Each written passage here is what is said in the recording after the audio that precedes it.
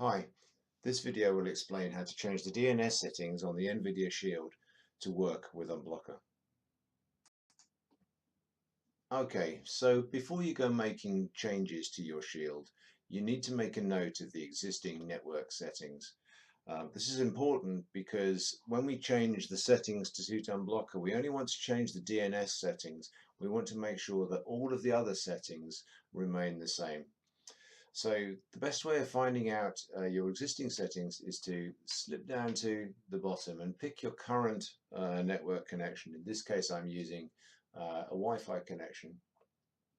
And if you select the network that you're currently connected to, you can click on it and look down, and you'll notice something that's labeled IP address. Now you need to make a note of that IP address on a pen and paper, the whole thing. Okay, so that's 192.168.1.186 in my case. Yours might be similar, but it's highly likely to be different.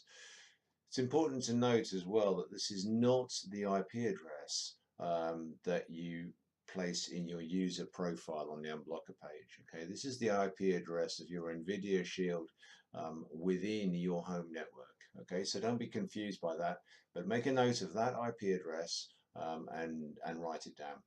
Now you're also going to need to know something called the gateway address. Now the gateway address you will find on a sticker at the back or underneath your modem. Okay, so there should be a sticker on your device, on your modem device, that'll tell you what the gateway IP address is. It is often, not always, going to be something like 192.168.1.1 or 192.168.1.254.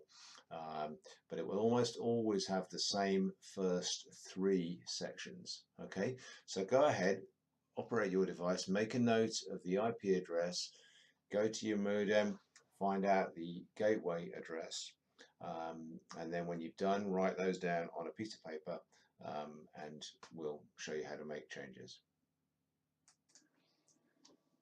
Okay, so assuming that you've made a note of the network settings that we talked about earlier, we can go ahead and make changes to the DNS servers to suit the Unblockr service.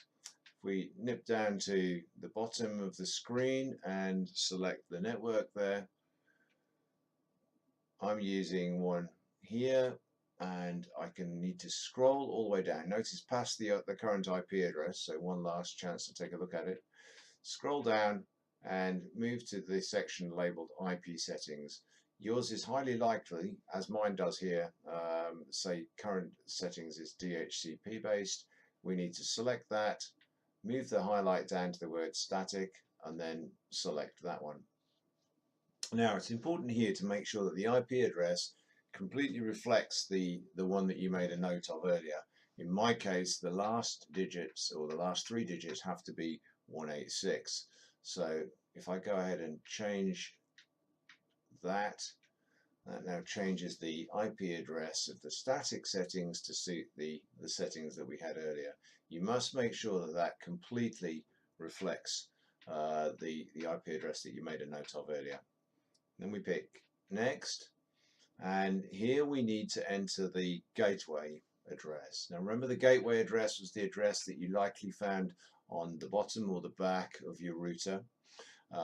It is usually, not always, it will usually be the same first three sort of sections or words there, so 192.168.1, and the last section or the last digit will almost always be a 1 or a 254, but you need to make sure that it reflects whatever's on the bottom of your modem. Okay, so you make that change, and here we need to set 24. You will always have to set 24 as the network prefix length, so you can go ahead and leave that and pick next. This is where we get a chance to enter the Unblockr servers that we need to make the Unblockr service work. So yours will have something in there. Mine's currently using Google servers, but we can rub out the complete setting there for DNS1 and we need to make an entry of one of the Unblockr servers. Now the Unblockr servers, I'll put a link in the notes just beneath this video that'll take you to a page that'll show you what server options you have for your DNS servers. I'm in the UK, so I'm going to enter DNS servers that are in the UK here. Alright, so we need to just roll along, and if you bear with me while I do this.